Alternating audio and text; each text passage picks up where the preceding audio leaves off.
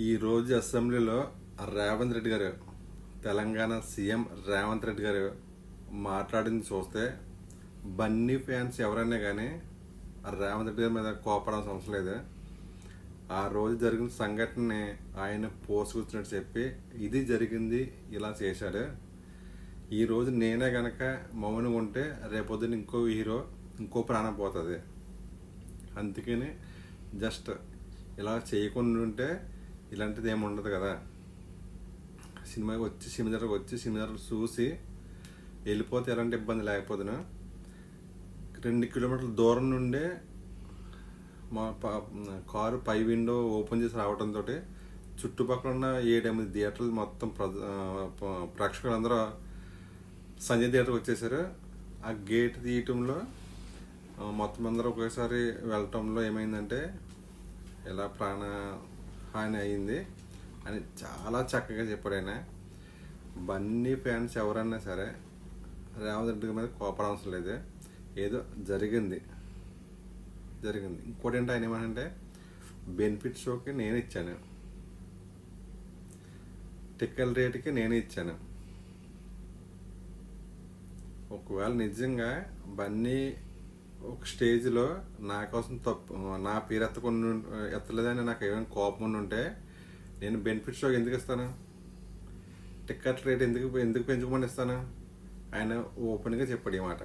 ఏం చెప్పండి, ఒకవేళ ఏదో స్టేజ్లో సినిమా సీఎం గారి పేరు ఎత్తలేందుకు ఒకవేళ రేవంత్ రెడ్డి కోపం ఉంటే సినిమా బెనిఫిట్ షో ఎందుకు ఇస్తారు? లేదంటే టికెట్ రేట్ ఎందుకు పెంచుకోమంటారు? సీఎం గారు తెలుసుకుంటే ఒక్కరోజు ముందు ఆపేస్తారు, అవునా కదా? అలా జరగాలంటే బన్నీ మీద వ్యక్తిగతంగా ఎలాంటి కోపం లేదు రేవంత్ రెడ్డి గారికి. ఏదంటే చట్టం అందరికి ఒకటే అన్న విధంగా జస్ట్ అలా జరిగింది అంతే. బన్నీ ఫ్యాన్స్ ఎవరు కోపడవసరం లేదు.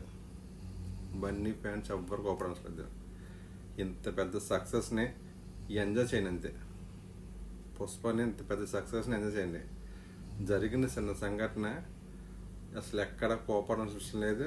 మీరు ఆలోచించుకుని ఒకసారి అదే ప్రాణహాని మీ ఇంట్లో జరిగితే, మీ బంధువులు జరిగితే మీరు ఎలాగ ఆలోచిస్తారో ఒకసారి అది ఆలోచించండి.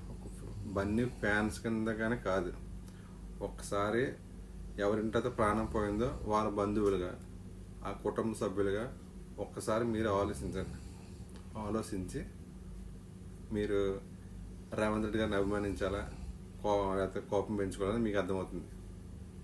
ఇవాళ అసెంబ్లీలో క్లారిటీగా చెప్పాను, చాలా నీట్గా చెప్పాడు, చాలా బాగా మాట్లాడాడు కూడా. ఒకవేళ ఆయన మాట్లాడి యూట్యూబ్లో చూడండి వీడియోస్, మీకు అర్థమవుతుంది ఎంత బాగా మాట్లాడాను. బన్నీ గారి కోసం ఎక్కడ తప్పుగా మాట్లాడలేదు, లేదంటే ఎక్కడ వ్యక్తిగతంగా కాదు. నాకు వ్యక్తిగతంగా తీసుకోవాలనుకుంటే సినిమా బెనిఫిట్స్ ఇవ్వను, సినిమా ₹1 కూడా రేటు పెరగను, అవునా కదా? సినిమా బెనిఫిట్స్ ఇచ్చారు ₹1000 టికెట్. ఏ సినిమా కూడా ఉందా? పెంచుకొని ఇచ్చారు. కానీ అక్కడ ఏంటంటే చట్టం ఎవరికి చుట్టం కాదు అని.